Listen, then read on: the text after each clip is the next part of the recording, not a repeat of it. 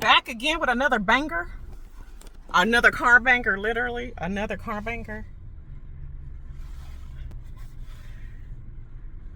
Y'all, one thing the devil cannot do is he cannot and will not keep me down.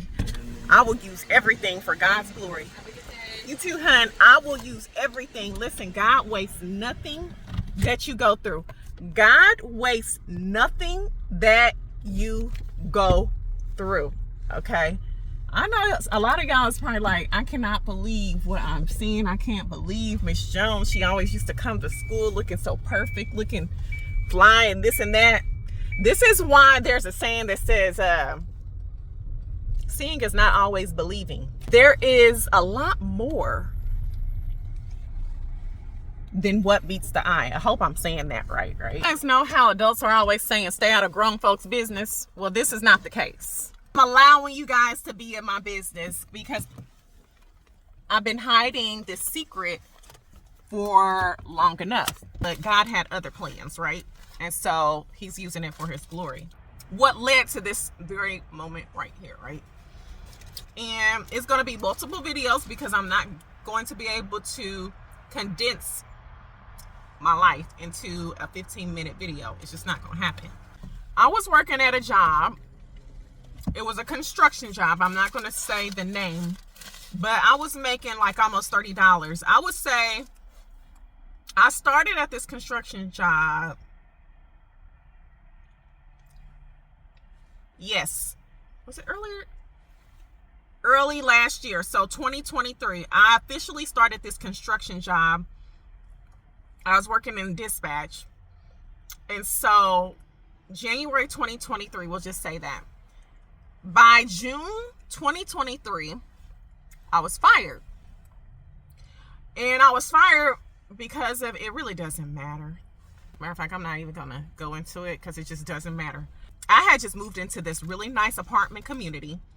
My rent was like $1,200 a month. And I was living the high life. Like, my credit score was really, really good. My credit score was almost at 700. I didn't have any debt, barely. I had 2 credit cards. And I was making almost $30 an hour.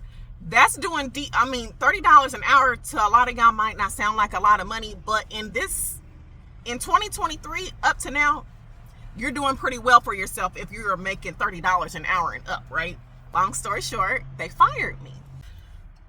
Okay, I don't know where I left off, but I had to eat my sandwich because it was hot and it was smelling good, and I didn't want to be eating and chewing and all this stuff in your face. My life was like picture perfect, right? It was, to me, it was the best that I had done in a long time. But then that happened and my world came crashing down. I sent out resume after resume. I sent out countless resumes, you guys. I sent out countless resumes, so many resumes, and no one was responding back. And that was very strange because usually I will always get job leads, right? Rent was falling behind. I'm crying out to Jesus. I'm like, Jesus, please help me. Please help me. My rent is $1,200. And it was like silence for like, I would say a month, because during the whole first month of me being fired after the post job loss, I heard Jesus say, come sit at my feet. Because I started throwing a tantrum. I was freaking out. I was like, Jesus, what are you doing? I've been serving you and now you're basically turning your back on me. That's basically what I was saying in my heart, but not out loud. And he said, stop trying to go against the current. Stop trying to hold on to what was. And basically, in a nutshell, he said, it doesn't matter how many resumes you put out. No one's going to call you because I want your undivided attention. And until I have your undivided attention, then you're going to just sit there and struggle, right? He started talking to me a lot about purpose. And when I think about it, when I was at the previous job, the construction job, Jesus was talking to me while I was on the job. And he said, are you fulfilled in this job? And I said, no, but they pay me good money and I barely work. I barely do anything. Like, it was the easiest job in the world. It was like, but you're not satisfied. You're not fulfilled. And I was like, no, not really. But Jesus knew that He just knew. Like, he was already talking to me about this, and I didn't know why he was talking to me about it at that time. I was like, Jesus, you blessed me with this job. I'm making almost $30 an hour. My credit score is the best it's ever been in years, and all of this stuff. And also, there was another layer to this story. I was going through a lot of spiritual warfare at that time, in that time period, you guys.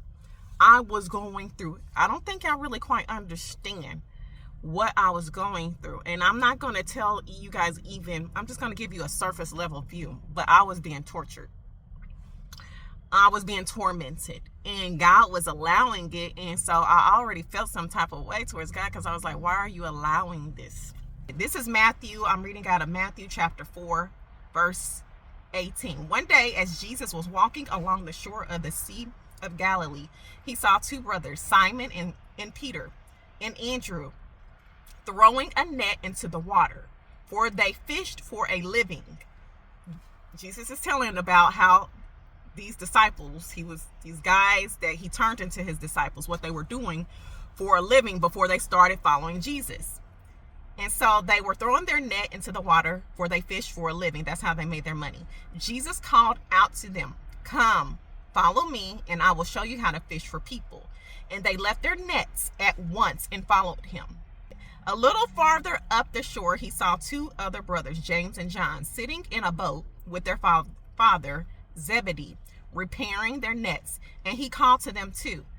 They immediately followed him, leaving the boat and their father behind. All right, so I'm going to stop right there. That's basically, in a nutshell, what Jesus was telling me. And you know what he told me in a nutshell? He said, Tasha, drop your net and follow me. I'm not joking. And I was looking for it in the Bible, but I couldn't find it. But I know clearly that's what Jesus told me. Drop everything that you've ever known about your life. Drop every expectation you wanted for your life. Drop this vision that you had for your life. And literally drop that job. Just forget about it and follow me. And he didn't tell me where we was going or anything, you guys. And I said, yes. He said, are you going to follow me? Do you want to? He didn't even ask that. He said, drop your net and follow me. And I said, yes. Now, when I said yes, I didn't know what I was saying yes to. Now I know. But at the moment I said yes, you guys, guess what started to happen? Well, spiritual warfare increased. It got worse. I was driving down the street in my neighborhood. I was driving past this school. It's called Chapel Hill. And God told me to look over there at the sign. And I said, I looked, and it said, now hiring. I said, you want me to apply there? I said, a school? And he said, yes. He said, apply there. And I said, Lord, I don't even have a degree. I don't have anything. Why would I've never worked with kids before. Why would you want me to go over there? And so he didn't say nothing. I was just like, okay. So I went home. I applied for a job, which was a paraprofessional. They call it a para. And they hired me. It was a very quick process. So I went from working in corporate America to now working in education. Never worked in education a day in my life. And so when I got in education, that's where I met you guys at Chapel Hill. And so everybody was asking me, so what did you used to do? And I was telling them I used to work in corporate America doing administrative work. And they was like, so why'd you go from there to here? They were confused about my journey. They was like, this makes no sense. And they was like, you don't have a degree and all this other stuff. And I'm like, no, but this is where God sent me. And so I asked Jesus, I said, $15 an hour, how am I supposed to pay my rent? How am I supposed to catch up on my rent? And Jesus said, don't worry about rent. And so I was like, okay, that's really where my journey began.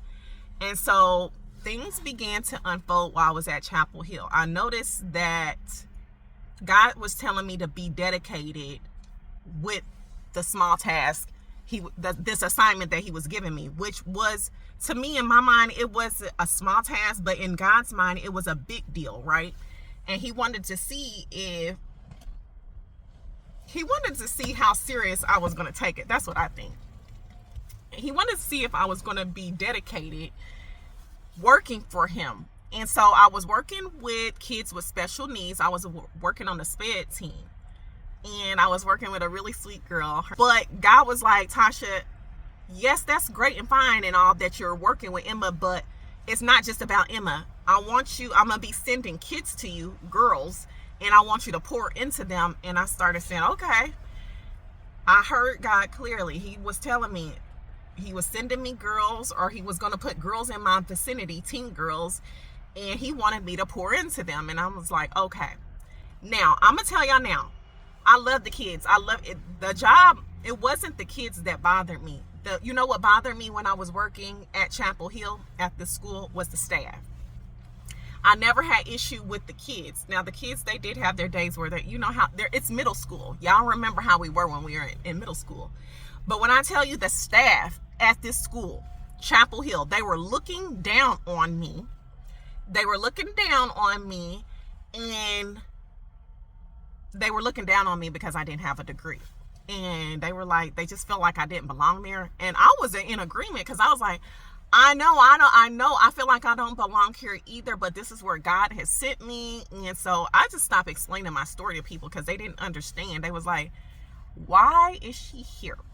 Just imagine you're doing what you're doing, whatever you do for a living. It could be healthcare, it could be engineering, it could be you cut hair for a stylist, and then God puts you in a school atmosphere. You're gonna feel like a fish out of water, right? And I noticed that God would put girls around me, and then they would gravitate towards me, and I was just like, okay.